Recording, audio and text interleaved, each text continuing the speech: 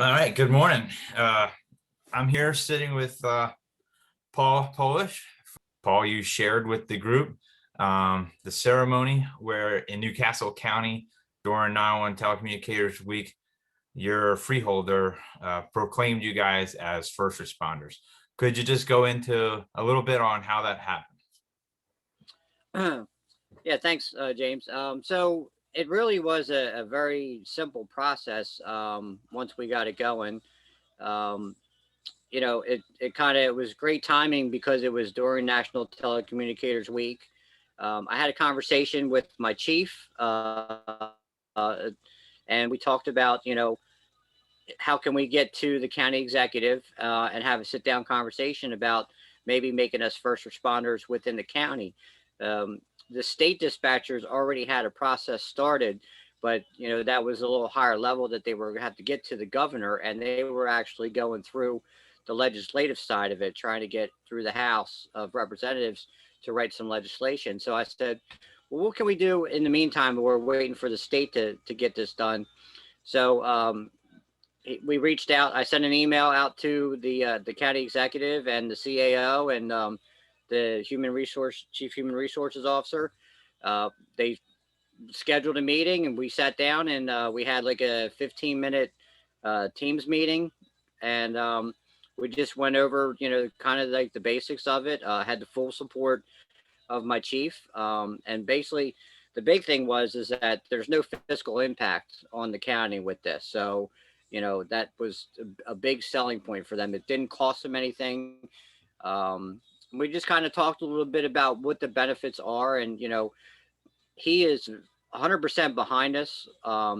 We do a big event in February every year. It's called the Cardiac Survivors Event, where not only do we bring in paramedics, we bring in police officers, and we bring in the 911 operators and dispatchers that have successfully walked somebody through doing CPR, and the patient walks out of the hospital. That's So it's a awesome. huge event that yeah, it's a huge event that happens every year in February, and he's a big proponent of it. So we use protocol, and that's it's a big deal for us. And we just actually, our center just got recognized for the seventh time of being an ACE center. So that was another thing that we put out there to them. Like, our people are so qualified. They have so many different certifications that they go through that we're more than just clerical. And no offense to anybody that's in clerical, but you know, I don't know that my administrative secretary is going to be able to walk somebody through teaching somebody how to do CPR instructions, or Exactly. giving I birth mean, to a baby, something like that. yeah, I mean, again, and we say this, uh, and I don't even know if we really need to, because it is no offense to our secretarial and clerical workers, but that's the job that they have chosen. That's the job that they're doing. They're doing it well, but we have a different job, and our job to be classified in that same category is completely nuts. Like you said, we have the certifications to provide instructions to the callers before our counterparts out in the field arrive on scene. And so it's like apples to oranges. It's a totally different career. And I just I like the idea of the February event where you're talking about highlighting um, the efforts of the 911 operators and the dispatchers, that they're part of that chain. That when that person goes down, the first person to help is their family member or a witness, and then the second person is us, and then the third person is the ambulance crew or the police officer, the firefighter that arrives on scene, and then the hospital staff. So kudos to your county executive and your yourself and the other members that have organized that February celebration of survivors. I mean, that's an amazing program, and something that if there's anyone out there that has anything similar to that, that's something that you guys could use as. I mean, would you agree there, Paul? Yeah. So now, oh yeah, definitely. And so now the process is I'm working with the president of the union for the state dispatchers, as well as trying to make contact with the local senators, so we can maybe just bypass going through the legislation and go right to the governor, and the governor just declaring it, and much like they did, within the county. Because if we go to the governor and say, well, look, the county executive in Newcastle County already made this a done deal. Why can't you just do it for the entire state? So Um, I'm hoping, I'm hopeful that that process is going to go quick. that would be a good. I mean, I'm curious, and maybe more of a debate for in-house, like, you guys amongst yourselves, as to the benefits of a proclamation, or, from at the county level, or the governor's level, versus an actual state law, and, the risk, rewards, and benefits of, a proclamation versus a piece of, legislation that would be a law. Yeah. And but it's, I mean, what I mean, like, there's definitely different avenues. I don't think there's a wrong way or a right way. There's just a way of getting our job recognized, in the appropriate manner, that shows the proper level of respect and, dignity that we deserve and we've earned, through our efforts every day. We should come to work, and we are the first ones to respond to that citizen's need. Yep, absolutely. And the employees have been very receptive about it. They're excited because now they're starting to feel like, they're getting some recognition about their jobs. And that's what's really, what the true impact of it is. What makes my heart feel good, by doing this, is, what I'm getting, the responses. It was overwhelming, initially, the congratulations, and especially for, like, we have a big retired community that we still stay in contact with. We have a Facebook page for our union, and we still have a lot of retirees that are a part of that, and it got posted on there, and it was a big hit. That's awesome. And that's a good point. We're not just fighting for ourselves, we're fighting those who have dedicated their lives to our profession and now have, moved on to enjoy their retirement years. And we're also fighting for the future. We want, individuals coming into our profession because they want to serve as a first responder, as a 911 operator, radio, dispatcher, 911 call taker, because that's how they want to serve their communities. So many dispatchers in the past is like, it's a footstep into the other careers, to be a first responder, as a firefighter, as a paramedic, as a police officer. Now whether you come in, wanting to do this, you're going to have that recognition, and respect that, you're just another member of the team. You're just as much a first responder as the firefighters, police officers, and paramedics out on the street, sitting behind your console, answering that phone, and going through the steps of trying to figure out how to help the people who are in need of our assistance. Yep, absolutely. And my goal is, at this point in my career, I mean, I'm 26 years in my 27th year, and my goal right now is to leave the place in a better condition than it was when I first started. And you know, I mean, it's not just me alone. I mean, obviously, it's a lot about what the administration does, and making everybody feel comfortable at work. But I think this is the first step, in making things a little bit better. And we're just not 911, operators anymore, like you would see on TV back in the 70s.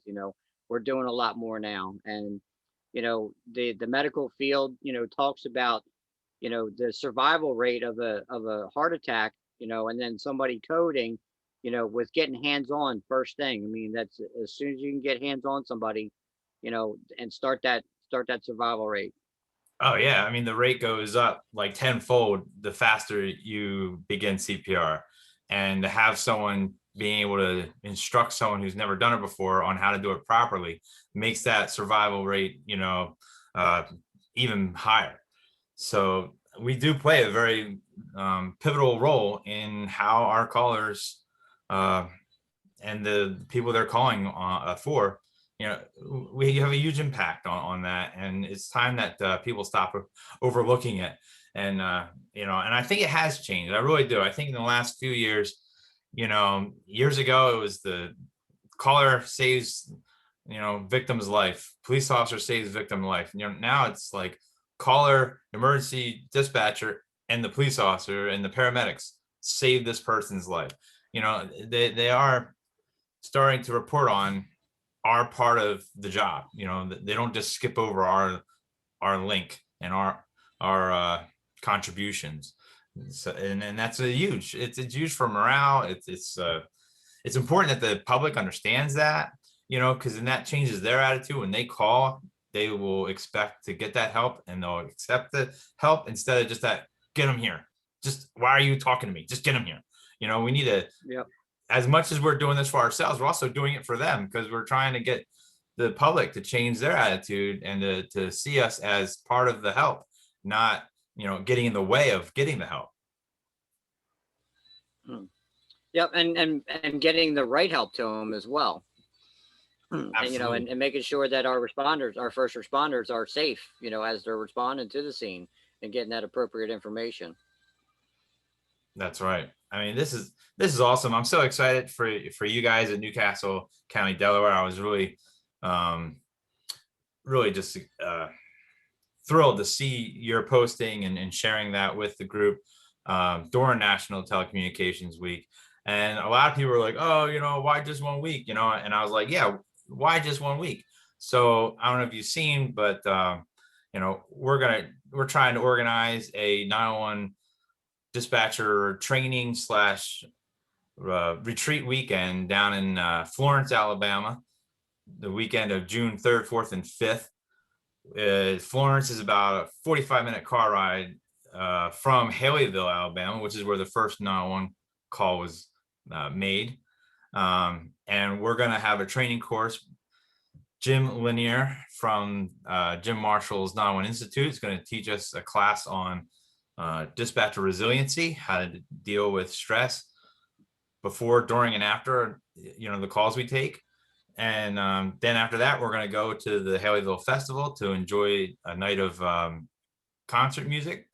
And Saturday, there's a festival and a parade.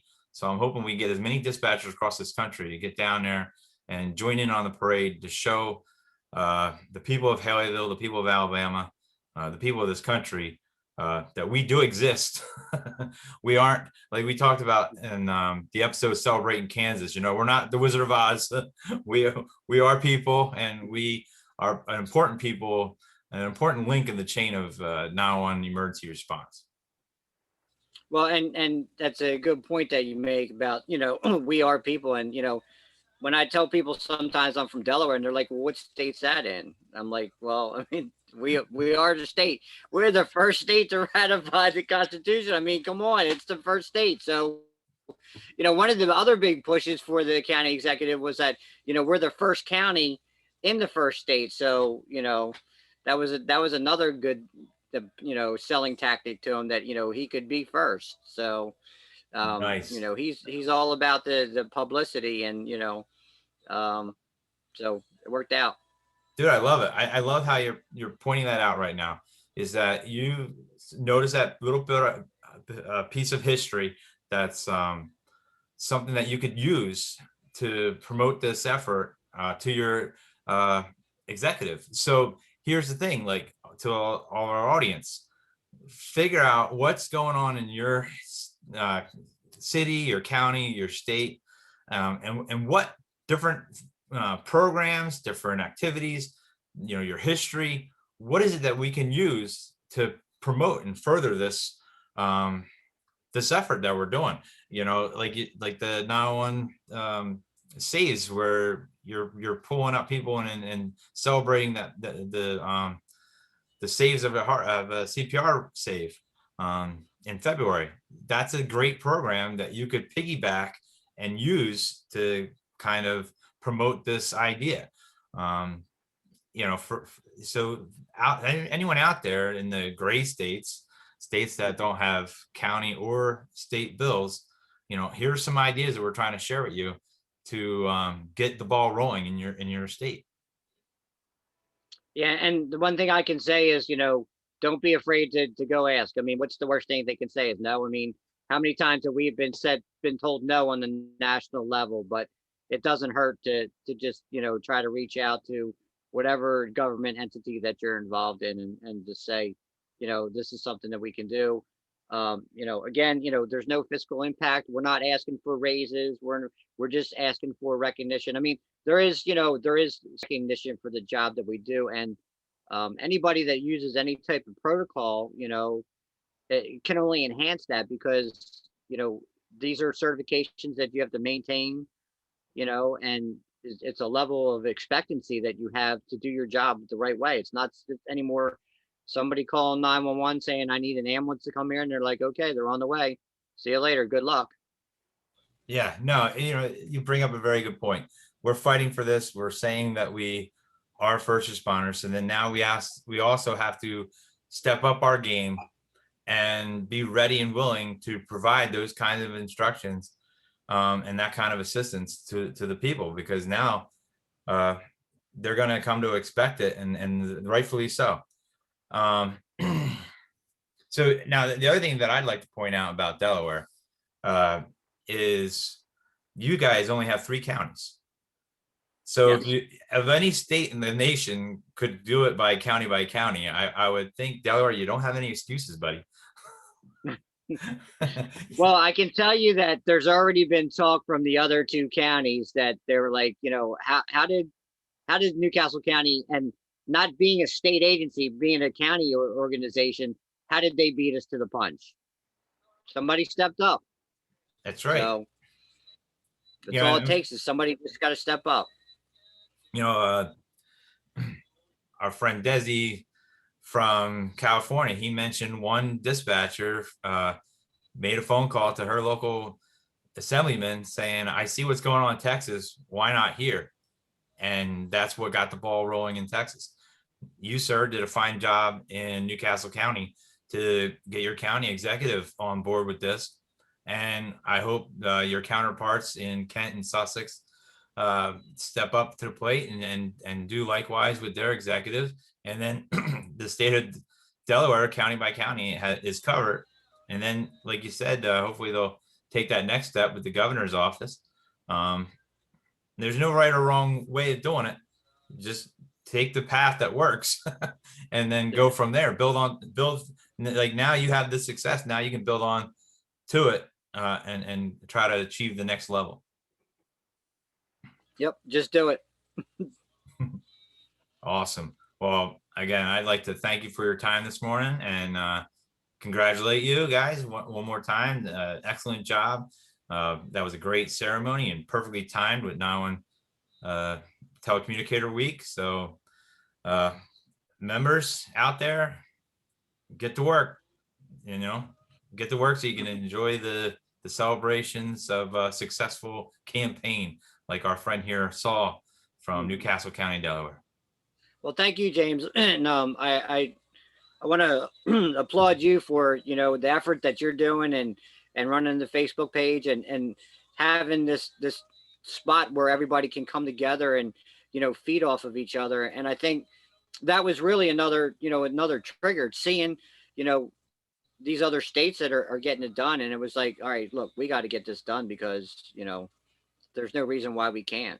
So awesome. I appreciate your efforts as well. Well, thank you. I mean, it's teamwork. It's Jim Brown from West Virginia, a retired dispatcher. He started this page. I joined in after seeing a lot of the work that was being done. Rebecca McLeese, she's a Milwaukee fire dispatcher. She's the one that does the map and updates that. We need to put her to work. We got to get some more states turning purple and green, and we're going to update you guys to reflect purple, I believe, for a county level recognition. And also Dave Hertshaw, retired law enforcement officer from West Virginia.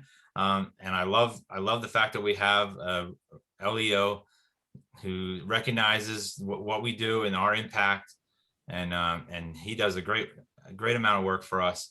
So thank you very much, and I'll share your gratitude with them as well. This has been a great day, and an awesome video record. Sometimes I feel like we're spinning our wheels and nothing's happening. So thank you for sharing that.